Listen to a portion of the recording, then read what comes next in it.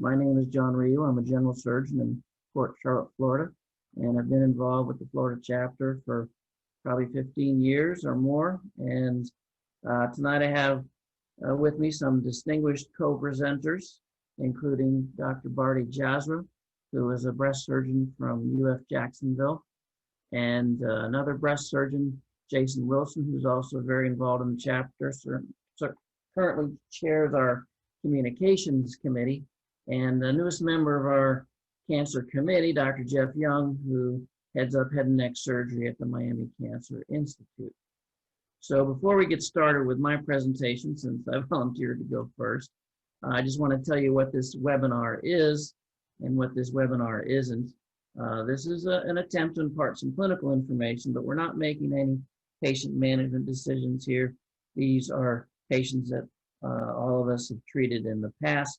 And I think when you think about your own tumor boards, if you go to your own tumor boards at your own hospitals, the focus there is a little bit different. And a lot of times it's prospective care. And we obviously can't do that here for a number of reasons. But we should have some very interesting cases. And more than that, I think it also gives us an opportunity to see how other people in other institutions present at their tumor board. So for example, my hospital is a pretty small hospital in a predominantly retirement community, in a small community, and it's going to be very different than someone like Jeff or the other cases that you're going to see tonight. So let's go ahead and get started. This is a case that I saw, and so this is just a confidentiality slide. So this 91-year-old gentleman developed anemia and had some rectal bleeding, and he had some daughters and so forth who were in the healthcare field, and they convinced him to have a colonoscopy at his age.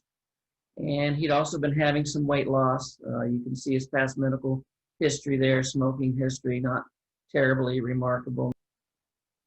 So the first step in his workup was an upper and lower endoscopy, and as a workup for anemia.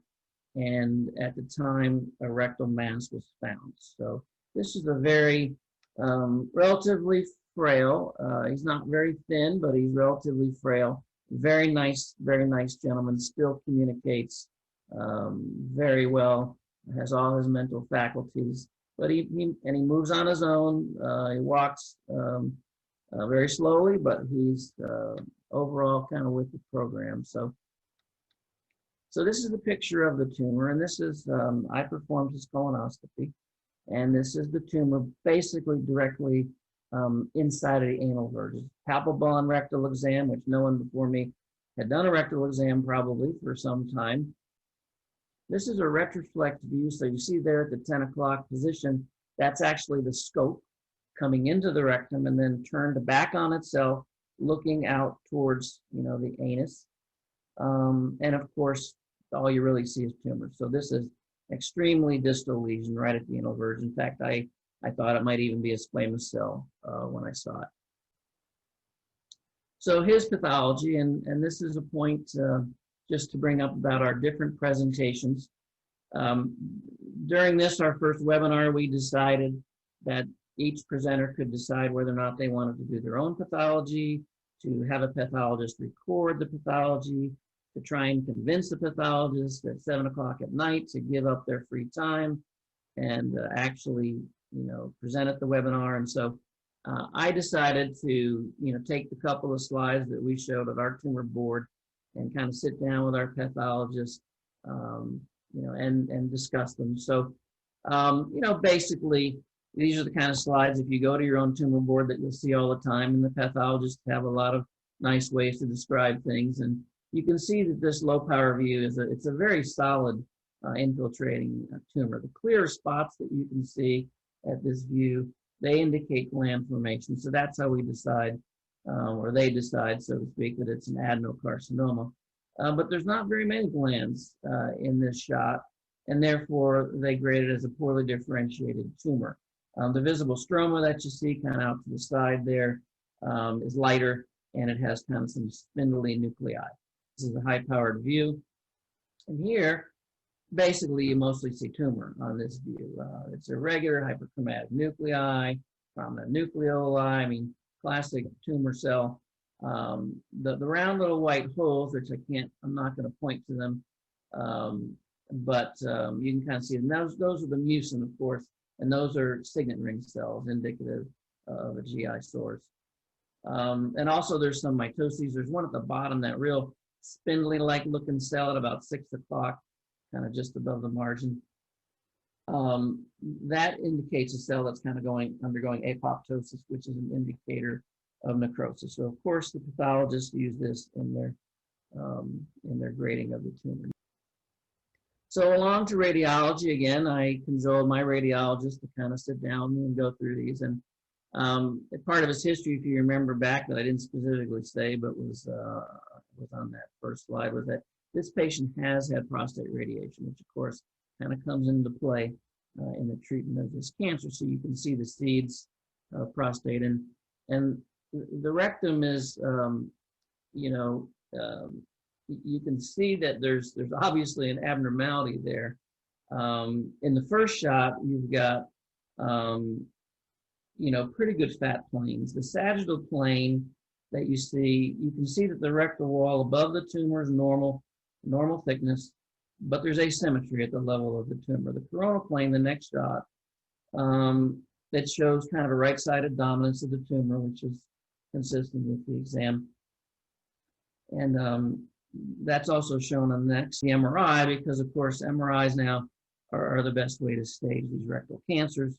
Endorectal ultrasound is still done, but certainly not as accurate. And if your institution is a rectal cancer center of excellence, of expertise, which is an added affiliation that you can get through the college after you have an accredited cancer program.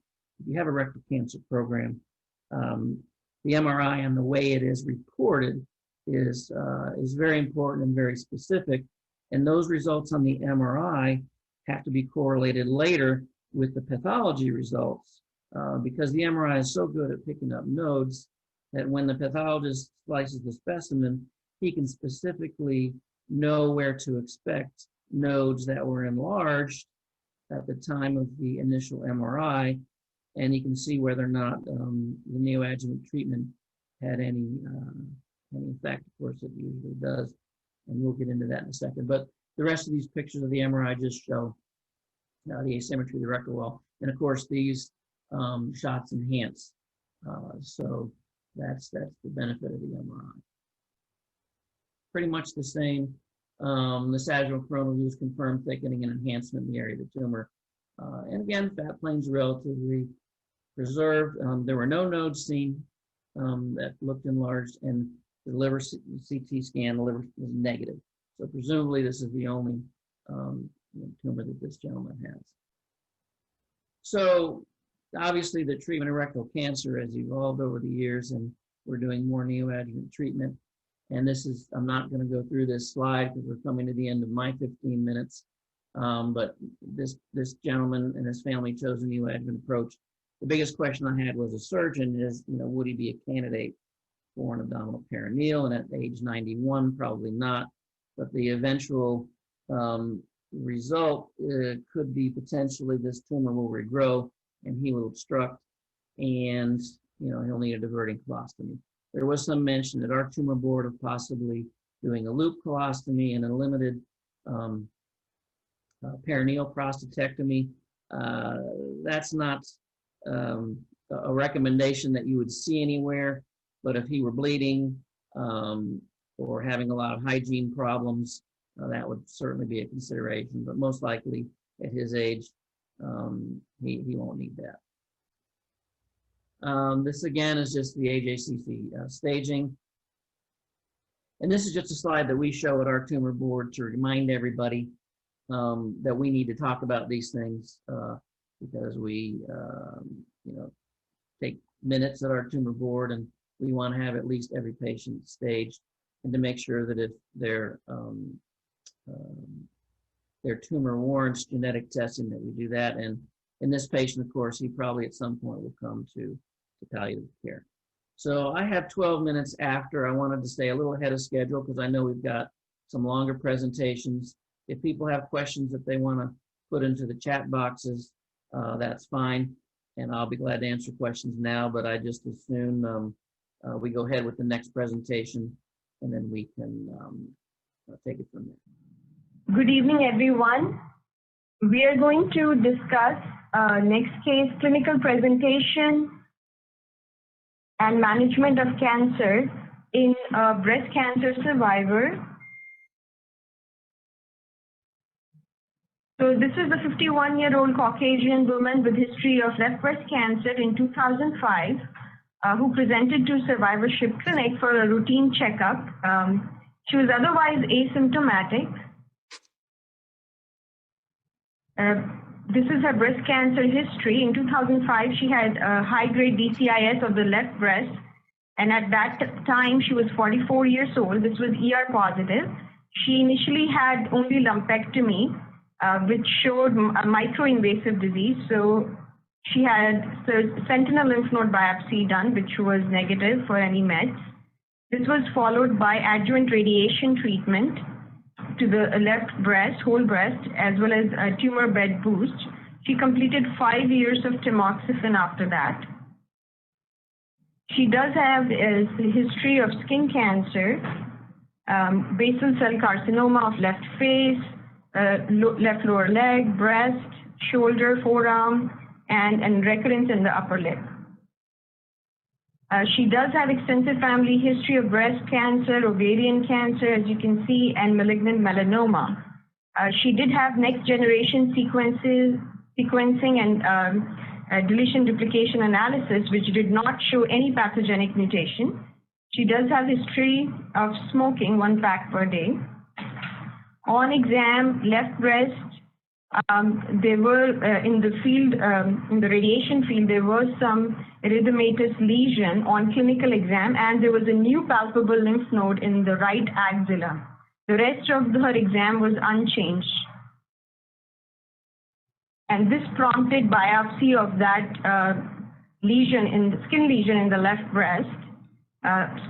Skin punch biopsy was done, and she also had breast imaging, including right axillary ultrasound and a biopsy. And we can review her breast imaging.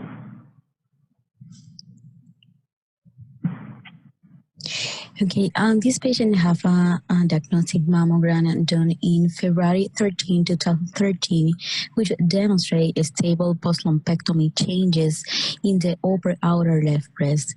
No suspicious masses or calcification seen on that mammogram. On MRI done on September 24, 2013, this patient demonstrated a new patchy non-mass enhancement noted in the upper outer left breast, spanning an area of 5.6 centimeters. Also, few normal size right axillary lymph node demonstrating some mild abnormal enhancement. Here we can see some right axillary lymph node demonstrating mild abnormal enhancement. On ultrasound, in the right axilla, we can see normal appearing lymph node with fatty hilum, demonstrating normal size and appearance. A left breast ultrasound was performed in 1 o'clock position, 8 centimeters from the nipple, which demonstrate a speculated mass with posterior acoustic shadowing measuring 1.4 by 1.9 by 1.3 centimeters. PET-CT done on November 5th, 2013, and demonstrated an hypermetabolic left breast mass in the lateral left breast measuring 3.2 by 2 centimeters. We can see here bilateral axilla was completely normal without no abnormal FDG activity. Okay, next, pathology. In pathology in September 2013, we initially received a left breast skin punch biopsy at 8 o'clock, 8 centimeters from the nipple. Next. The biopsy showed two distinct processes, one present in the epidermis, as shown by the black arrow, and the second one involving the dermis, as shown by the blue arrow. On a high-power view, the epidermal lesion consists of basaloid cells with scant cytoplasm, elongated hyperchromatic nuclei, and peripheral palisading, consistent with the diagnosis of basal cell carcinoma. On the other hand, on a high-power view, the dermal lesion consists of nests and clusters of tumor cells within the lymphovascular spaces of the dermis, as well as few isolated tumor cells infiltrating the connective tissue. In light of patient's previous history of breast cancer, the excisional biopsy performed in 2004 was reviewed. The findings on both biopsies were compared, and the tumor cells present in the dermis of the skin punch biopsy resembled morphologically the breast carcinoma cells from 2004 biopsy. Therefore, the skin was considered to be involved by mammary ductal carcinoma. Following the skin punch biopsy in October 2013, we received a left breast core biopsy at 1 o'clock, 8 centimeters from the nipple, and a right axillary lymph node biopsy. The left breast biopsy shows an infiltrative nest and cords of large cells with pleomorphic nuclei in a background of a desmoplastic stroma. ECAD-here immunostain, as seen in the inset, is positive in the malignant cells, supporting the diagnosis of a poorly differentiated invasive ductal carcinoma. The right axillary lymph node core biopsy shows replacement of the normal lymph node architecture by metastatic tumor, with the cells positive for hemoglobin, GCDFP15, and ER.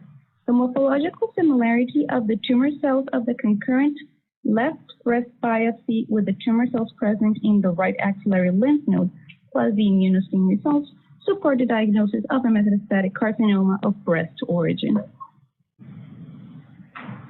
So for the summary of the pathologic findings, September 2013, skin punch biopsy, basal cell carcinoma, and ductal carcinoma involved in the dermis. And October 2013, breast biopsy, poorly differentiated invasive ductal carcinoma, right axillary lymph node biopsy, positive for metastatic carcinoma. Thank you.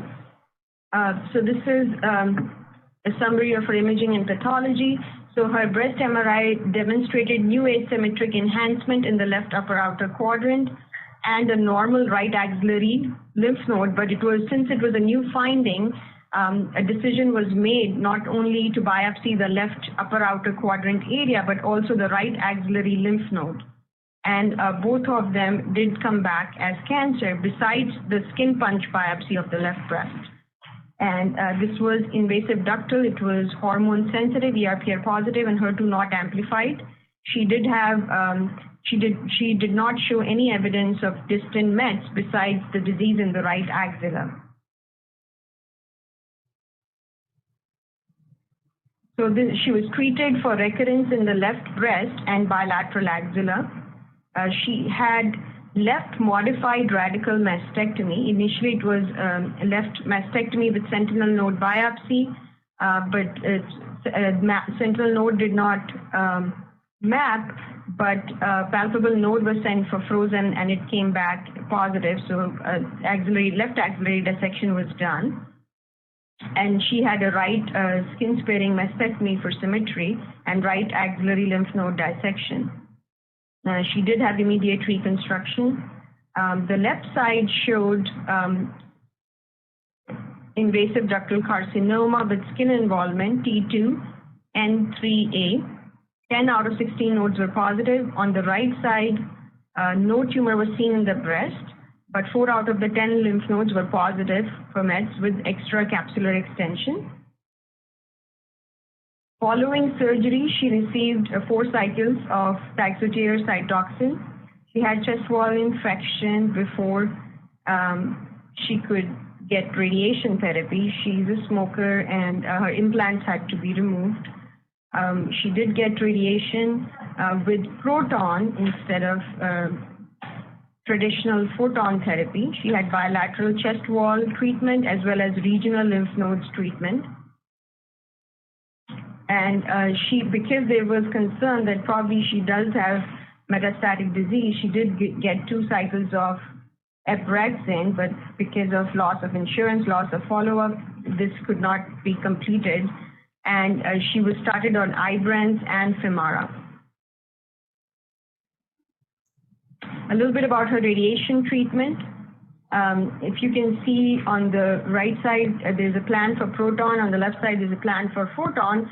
And you can see that the exposure to the heart and lung is much more with the photon plan versus proton plan. Hence, a decision was made to treat the chest wall using proton instead of photon. And the dose delivery to the heart and to the lung was much lower for proton compared to the photon. So at 5 years of follow-up, there was no evidence of recurrence, although she did have treatment-related effects, bilateral arm lymphedema from bilateral axillary dissection and radiation treatment. She did have chest wall fibrosis with telangiectasia, left more than the right. She did have rib fractures, which did heal after radiation treatment, 1 year after the radiation treatment. So the discussion points mainly for this particular case is diagnosis of recurrence in a survivorship clinic. This patient was asymptomatic and had a completely normal screening mammogram. And her recurrence was actually detected by clinical exam where a skin change, a skin lesion was identified, as well as a new palpable lymph node in the right axilla, which looked completely normal on ultrasound and on PET scan.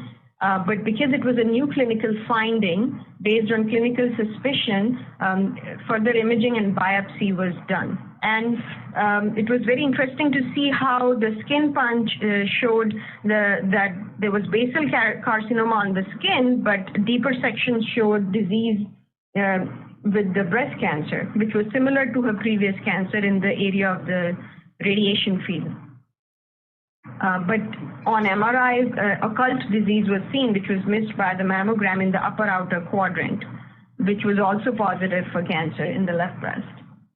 And the left axilla did not show any obvious disease on imaging, but after surgery, we found that she had bilateral axillary disease.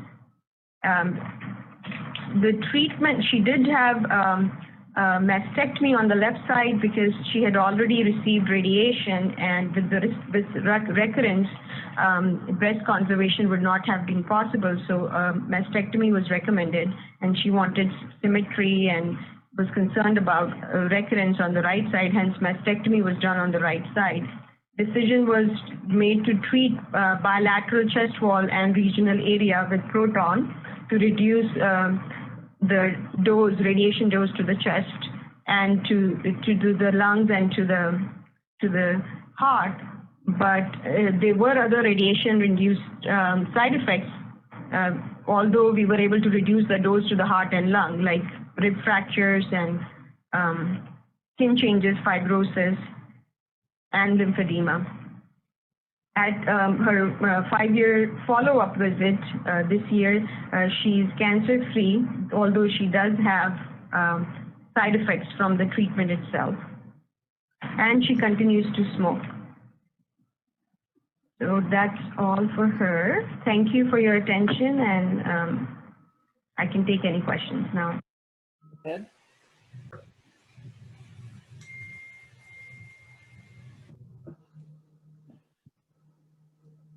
So I'm going to be presenting an 80-year-old male that came in to our cancer center with a new left neck mass. He had, other than palpating this new mass, had been doing well without complaints. He didn't have any upper airway symptoms. He was a non-smoker. He had been a moderate drinker in the past and otherwise was in good health, somewhat obese with hypertension, AFib, and diabetes. In his history of note, he'd had Mohs surgery for multiple skin cancers. On exam, there was a real 2 centimeter kind of left posterior neck mass, kind of right on the border posterior to the SCM. A lot of sun damaged skin bilaterally and scars from prior skin cancer procedures. We did an upper airway endoscopy in the office, and that was normal. So, a neck mass is a common clinical finding in a very complex differential diagnosis and requires a systemic approach to diagnosis. As you can see, here are neoplastic, inflammatory, and congenital neck masses. There's a massive differential here. I think it also helps to remember the patient criteria can really make a difference in narrowing this down. Pediatric neck masses, 90% of them tend to be benign, whereas young adult is about the same. Over 40 years old, you have the rule of 80s. That's 80% of neck masses are neoplastic and 80% of those are cancer. So if one thing from this presentation sticks in your head, it's that a new neck mass in an adult is malignant until proven otherwise. So congenital neck masses are pretty consistent, and metastatic neck masses, where they are, can really help pinpoint to where their primary may be coming from. Remember, we have 7 lymph node levels in the neck. I won't go through the complex anatomy, but it's nice to use these to describe them. We try and get our radiologists to use the lymph node levels when describing their findings as well, so that everybody's on the same page. So as I said, if metastatic lymph nodes can indicate where the primaries are from, this is a great slide showing, where these various sources of these tumors can be, in the submandibular, especially anterior area. A lot of that comes from the floor and mouth, and the nose and the face. In the jugular-digastric region, you have a lot of the oropharynx and throat and larynx. Posterior to that, a lot of that skin from the scalp and from the posterior auricular and occipital areas. And then low in the neck, you can have some metastases from the lower part of the larynx and hypopharynx, and sometimes you can get stuff from the esophagus and the lungs in that area as well. So, there's a great question I always get is, what's the best imaging modality for someone with a new neck mass? There's ultrasound, CT, MRI. I think that ultrasound is a very reasonable first choice. It's a dynamic study. You can get a lot of information. It doesn't require an IV or labs and radiation. It's quick, and it's usually inexpensive. Well, this patient got an ultrasound, which showed a round, kind of solid area with some hyperemia and some high Doppler flow. So on ultrasound, this is concerning. This doesn't look like a normal lymph node and warrants further workup. So when it comes to biopsying a neck mass or a suspected lymph node in the neck, there's always a question of whether it should get an FNA or an excisional biopsy. I think FNA has become standard of diagnosis. Any suspicious features on ultrasound, or if there's a neck mass that's been present after a 2-week course of antibiotics or is growing, or anybody that you're worried about lymphoma, I would suggest that anybody ordering a biopsy on a lymph node they're worried about lymphoma, request a core, because they can use the extra tissue to do flow cytometry, and they can often get a diagnosis of lymphoma with a well-done core biopsy. Excisional biopsies are great, but usually kind of reserved for only if all the other workup is negative. About 5% of patients require these. We do recommend that you do frozen section analysis, and if you get carcinoma, you should be prepared for a complete neck dissection. Because sometimes if just plucking that node out and finding it was carcinoma can lead to some problems for the future surgeon or radiation oncologist. So this patient was sent for an FNA. Here's a video of the FNA. You can see the needle going into the neck mass there. So the pathology from this showed pieces of squamous cell carcinoma and lymphoid tissue, most consistent with a metastasis from a head and neck primary. So, he's got a diagnosis of cancer right now. It's an unknown primary, but we have great imaging capability now to further stage the patient. We have, CT neck, chest, abdomen, pelvis is not an unreasonable way to stage, but in the era of PET CT, I think this is the best option if it's available to you. This can show you maybe where the primary is and also gives you proper staging if there's any other disease. So he got a PET.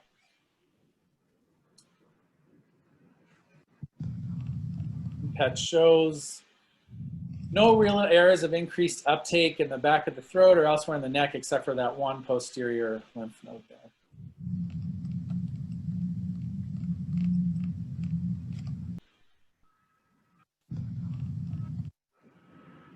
So FDG avid left, they call it level 5, cervical lymph node, no FDG avid primary tumor, no distant metastatic disease. So this case was discussed at our multidisciplinary tumor board. I'm very lucky to be at a cancer center where we have multidisciplinary appointments where myself and the radiation and medical oncology all see the patient together in one appointment. After this, it was recommended that the patient undergo upfront surgery and would likely need adjuvant treatment that would be based on surgical pathology. So we took him to the operating room and we did an exam under anesthesia to completely assess his upper airway and performed a left selective neck dissection. So here you can see the nests of tumor within that lymph node mass. Here in the fat, the adipose tissue in the lower left-hand corner, you can also see some tumor cells. So this is an indication of early extranodal extension where you have tumor outside the lymph node in the fat. So this was stained for P16. P16 is a surrogate marker for HPV. A lot of neck masses in non-smoking adult males between the ages of 40 and 80 can be related to HPV. So P16 was stained in these tumors to rule out a HPV-related oropharyngeal primary.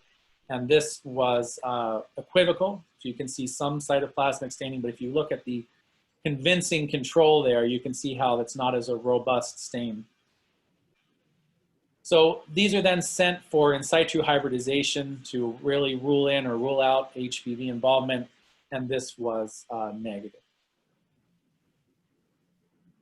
So the final pathologic summary is that he had 20 lymph nodes dissected. Of those, well, there was only one involved. It was 3 centimeters in size with focal extranodal extension.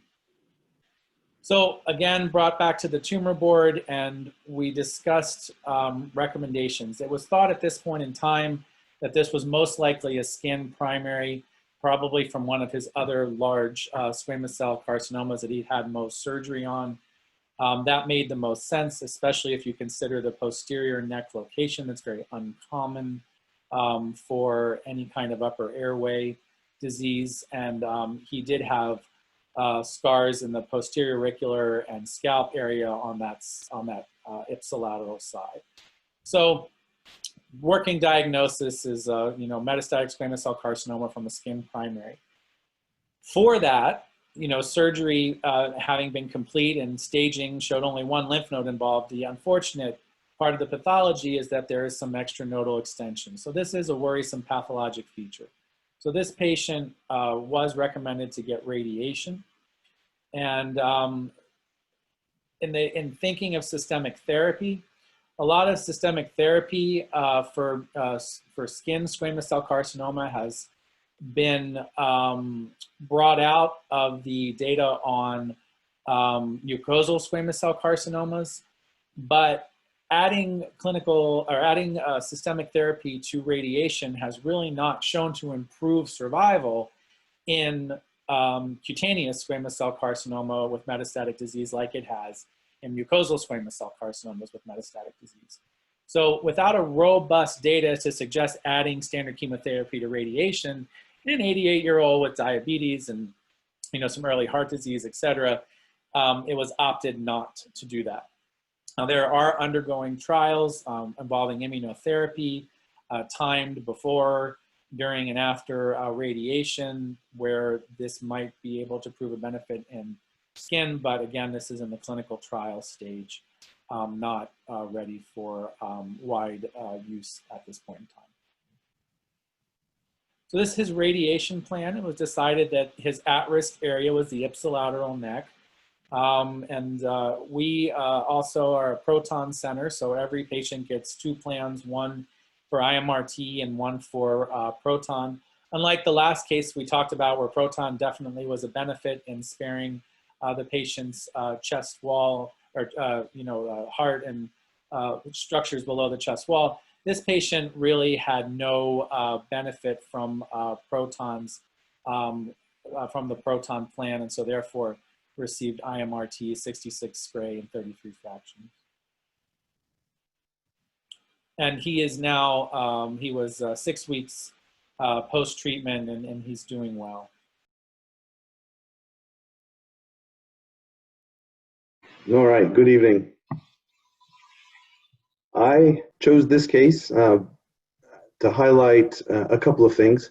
One, the history of breast cancer and the treatment of breast cancer is really the history of going from maximally invasive treatments from Halsted mastectomy down to doing lumpectomies, and going from X-ray node dissections down to doing sentinel nodes.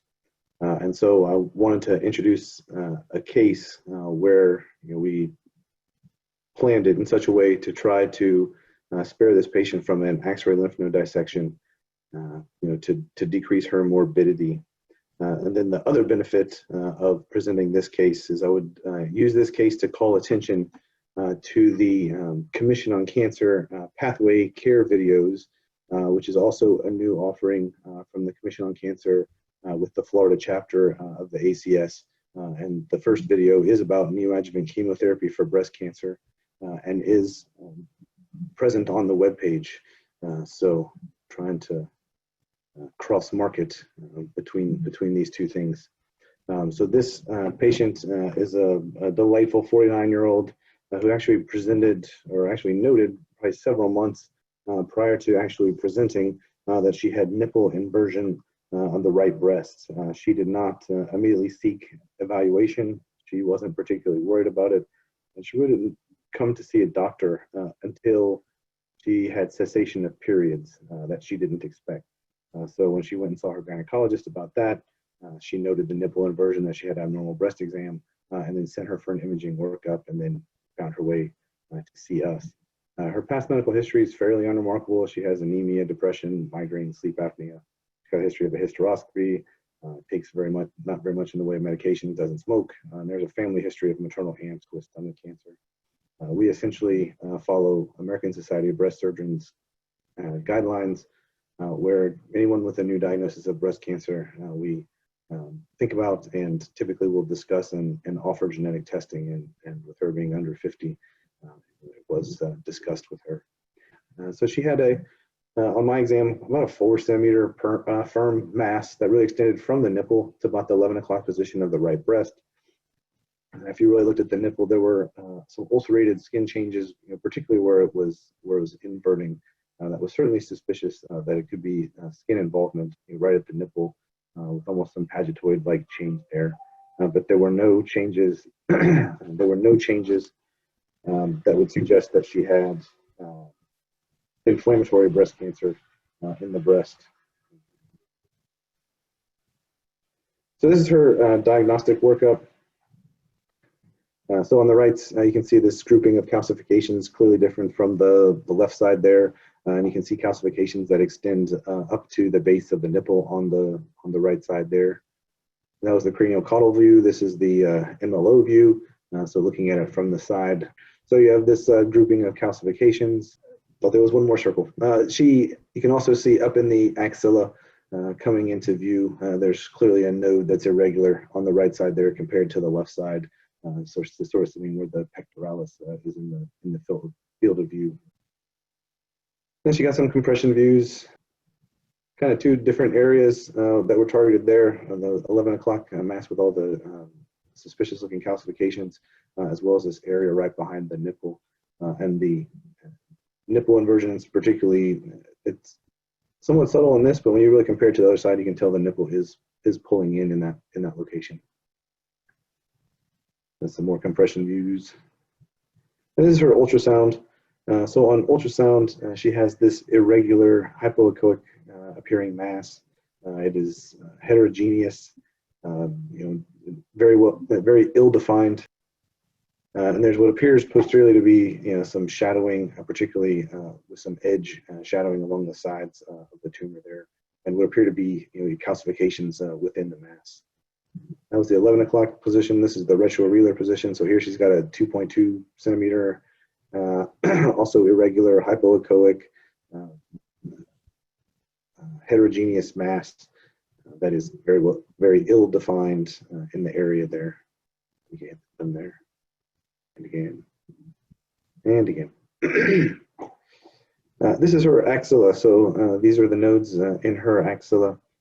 It's enlarged 1.7 centimeters, but what's really the most important in the axilla, it's not so much the size, but the morphology. So you can see she has a pretty small hilum, and she's got cortical thickening of that lymph node, making this lymph node suspicious. She went on to have 3 sites biopsied: the retrorelar location, she had the 11 o'clock position biopsied, and then she had an axillary node biopsied, which unfortunately, because of its location, really doesn't show up on any of her post-biopsy films. So this is where I get to pretend to be a pathologist. This is the core, and this is the core from the right breast, 11 o'clock mass. So she has these areas where the ducts are replaced by tumor. So she has high-grade ductal carcinoma in situ. It is solid type. Didn't get any magnified views, but there are some areas of necrosis that if you squint, you can see there. But she does have ductal carcinoma in situ in this biopsy. It was high grade and ER negative and PR negative. Her second biopsy was the retroareolar mass. She has a fair amount of fibrosis, the kind of the light pink areas, but does have intervening, infiltrating ductal carcinoma with the irregular cells all through this tissue there. And this is grade 2. It is ER 20%. It was PR essentially negative. Did come back HER2 positive. It was HER2 3+, with a Ki67 of up to 20%. Then you have an axillary lymph node. She does have some capsule, so we know that we're in a lymph node. And she had essentially at least 5 millimeter area within the lymph node. She has lymphocytes, but does have metastatic disease within the lymph node there. So we staged her anatomically. She's T2N1 and 0, so she is anatomic stage 2A. Breast, like several others, when we went to the new edition of AJCC staging, we have a prognostic stage as well that takes the size, the nodes, as well as the grade, and then the receptor status into account. And the HER2 cancers typically downstage, as this one did. So this one downstage to prognostic stage 1B because the HER2 treatments are so effective, why their prognostic stage tends to improve so much. She was presented at our multidisciplinary tumor board, and the consensus there was because she had stage 2, T2, and node positive, HER2 positive breast cancer to go on to neoadjuvant chemotherapy. Because her nodes were positive, we did get a preoperative or pre-treatment PET scan. So this is her PET. She's got those 2 areas. The one on the far left of the screen is the retroareolar area, and then she has an area a little further up towards the 11 o'clock position. And then you can see in the far right the axillary node lighting up in the axilla. So again, stage 2 HER2 positive breast cancer. We typically, for any of our breast cancers that are HER2 positive that are over 2 centimeters, we essentially for all HER2 positive cancers, we'll have them see a medical oncologist preoperatively because they almost all require chemotherapy. But for our stage 2, 2 centimeters, we always have that conversation about whether neoadjuvant chemotherapy might be the best for the patient to treat them. And so in her case, she did go on to neoadjuvant docetaxel, carboplatin, trastuzumab, and pertuzumab. She tolerated this fairly well. Got 6, I spelled cycles wrong. She got 6 cycles, and then her breast exam completely normalized. The nipple was no longer retracted. The ulcerative changes completely went away. She really had no breast mass to speak of, and there was no palpable adenopathy on exam. We did not get a preoperative MRI, so we didn't have anything to compare this to, but we did get a postoperative MRI, and essentially the radiologist noted a little bit of non-mass-like enhancement, kind of right at the base of the nipple, right in the subareolar space, but everything else had resolved. The lymph nodes had normalized in size and appearance, and the remainder of the breast exam was unremarkable on here. So we had a long talk, and she desired bilateral mastectomies. So the left was prophylactic, the right was simple mastectomy. And our plan, because she had downstaged clinically in the axilla, was to do targeted node dissection with dual tracer dye, knowing that by doing dual tracer dye and targeting the lymph node that had been clipped preoperatively, that we will reduce the false negative rate of a sentinel node done after neoadjuvant chemotherapy. So she did go and get lymphoscintigraphy. At least at our institution, we've gone to having the lymph nodes injected for non-neoadjuvant chemotherapy patients in the operating room to minimize discomfort. But often on these neoadjuvants, we'll still send them down to get a lymphoscintigraphy just to see if they map, and sometimes just give it a little bit more time to map if it's not going to. But she did not map, unfortunately, with the nuclear tracer. So I did make sure that I had injected blue dye, and then preoperatively, she actually had a savvy scalp placed adjacent to the clip in the axilla. Operatively, I found one blue node. There really was no uptake with lymphoscintigraphy or with the radioactive tracer in the operating room. And then there was a node kind of adjacent to that savvy clip. The savvy clip wasn't quite in the node, which is why you won't see it in the specimen mammogram on the next picture.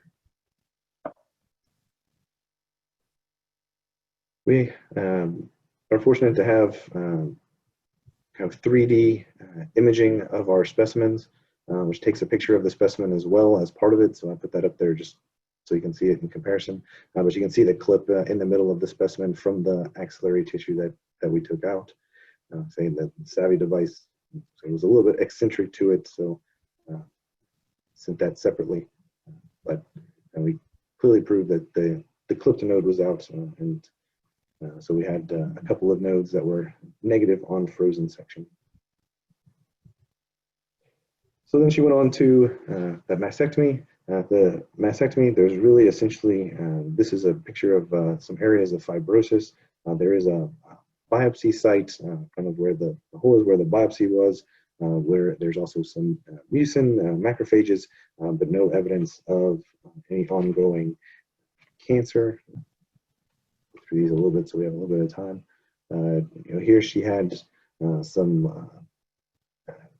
essentially she had some lobular neoplasia, and she wanted to get some staining, so it was really just lobular carcinoma in situ. So she had a complete pathologic response to chemotherapy. Her lymph nodes were negative both on frozen and on permanent specimens, so we were able to spare her from having a node dissection. So as I say, she had a complete pathologic response to chemotherapy, so she's YPDX N0. So I would like to refer back to NCCN guidelines. So she will fall on the bottom of this. The axillary staging is probably one of the more complicated pages in the breast guidelines, but she's on the bottom. Even though I don't really think she had 3 or more nodes, she was T2 in 1, and we planned preoperative systemic therapy because of her being HER2 positive. So she was core needle biopsy positive. She got preoperative chemotherapy and the next. And so we chose the option over here of sentinel lymph node in selected cases because she had such a good response after chemotherapy, knowing that, and she knew full well that if she didn't map or if their nodes were positive, we'd go on to do an X-ray node dissection. So she went on to post-mastectomy radiation because she was preoperatively, her nodes were positive, because it appeared that the tumor, some question about the tumor coming through the nipple, but mostly because her nodes were positive preoperatively, we opted for a post-mastectomy radiation. She's almost completed her Herceptin, and then after that, because it was ER slightly positive, the plan is for her to go on to endocrine therapy. And that is my case. I am happy to answer any questions. Otherwise, I've left us a couple minutes for any questions about any of the presentations. So Dr. Laronga had a question that she placed in the chat box for Dr. Jazra, and that was, why was the PET negative with such extensive nodal disease in both axilla? That's actually a very good point, because um, that actually highlights that we should actually rely not just on imaging but clinical exam. So in this patient, not only was the PET negative, but her ultrasound MRI also did not show any suspicious lymph node. Just based on the clinical exam, there was a new palpable lymph node in the right axilla. That's why we forced radiology to do biopsy on that lymph node, although they were saying it's normal in morphology and size. So that was a very good decision to do that biopsy based on the clinical suspicion. Now, PET is not 100% accurate, and especially when the size of the MET is less than a centimeter. So, and that tells us that if all this was missed by the PET, probably she did have some distant METs too, which were not seen on PET, and all that was treated with the systemic treatment that she had afterwards. And so that's why she's recurrence free 5 years out. So PET is not very sensitive when the size of the MET is small. Although there were multiple nodes, but most likely the disease size probably was not big enough to be captured by it. Okay, very good. Well, thank you, Dr. Jazra. Jason, can you see that chat question? Yes. The short answer to that is palpably, I thought there were 3 nodes between those 2 specimens. And so I was waiting for gross, and then as we discussed it, she had 2 negative nodes, and we did not feel the need to go back. But yes, typically I do try to get 3 lymph nodes with the dual tracer dye. Okay. All right. Well, again, thank you to all the discussants, and thank you to the attendees. And you can look forward to another one in 2021. Thank you. Thank you.